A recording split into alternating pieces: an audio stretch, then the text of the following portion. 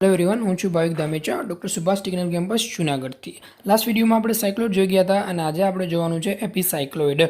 तो साइक्लोइड विषे जो बात करिए तो एमां शुं हतुं तो कि रोलिंग वर्तुळने आपणे नियत रेखा पर रोल करवानुं हतुं। ज्यारे अहींया शुं छे तो कि ए ज रोलिंग वर्तुळने आपणे नियत वर्तुळनी उपरनी बाजुए रोल करवानुं छे। जी हाँ, वर्तुळनी उपरनी बाजुए।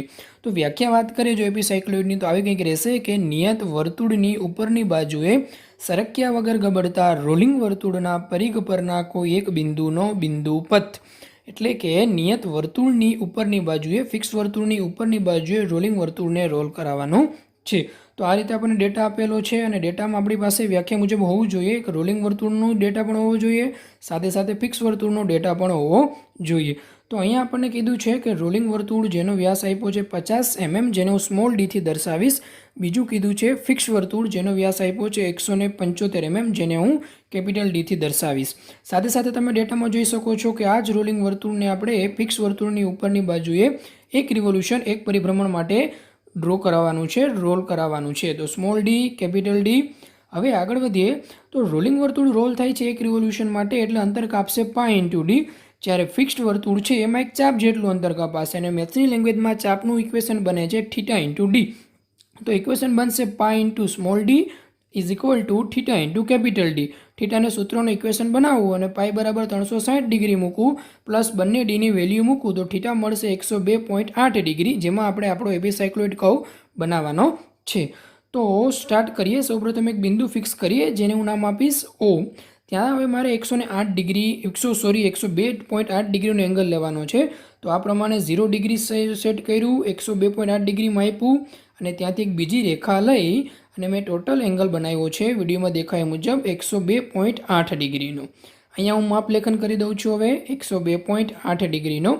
હવે આપણે રોલિંગ વર્તુળને રોલ કરાવવાનું છે ફિક્સ વર્તુળ ઉપર। ફિક્સ વર્તુળનો વ્યાસ છે 175 mm, ત્રિજ્યા થશે 87.5 mm। तो मैं 87.5 mm एक बिंदु फिक्स कर्युं पी बिंदु। हवे एनी उपरथी मारे रोलिंग वर्तुळ बनाववुं होय तो एनो व्यास 50 mm छे, तो 25 mm नी मैं एक एक्सटेन्शन रेखा लीधी अने अहींया मने एक बीजुं एक बिंदु मळशे। ए बिंदु उपरथी हूँ रोलिंग वर्तुळ स्टार्टअप करीश एटले के 25 mm नी त्रिज्या लई अने वर्तुळ बनाववानी शरूआत करीश। जे हशे आपणुं रोलिंग वर्तुळ। तो देखाय छे तमने विडियोमां के रोलिंग वर्तुळ तैयार थई गयुं छे। હવે આ વર્તુળમાં આપણે સાયક્લોઇડની જેમ જ 8 ભાગ પાડીશું। અહીં આપણે તમે યાદ રાખશો કે વધારે પણ પાડી શકો, પણ આપણે 8 ભાગ પાડીશું અને ત્યારબાદ એમાં નામ નિર્દેશન કરીશું। મેઇન બિંદુએ પી ફિક્સ કર્યો, ત્યારબાદ એન્ટી ક્લોકવાઇઝ દિશામાં 8 ભાગ પાડી દીધા, 1 2 3 4 5 6 7। પી બિંદુથી સામેના છેડે ચાપ મારી અને એવી જ રીતે બાકીના બધા જ બિંદુએથી સામેના છેડે ચાપ મારતા ગયા અને સેન્ટ્રલના પોઈન્ટ ઉપરથી પણ આપણે સેન્ટર લાઇન પણ સામેના છેડે લગાવતા ગયા। હવે આ પ્રમાણે વિડીયોમાં દેખાય મુજબ બધી ચાપ આપણને મળવા પાત્ર છે।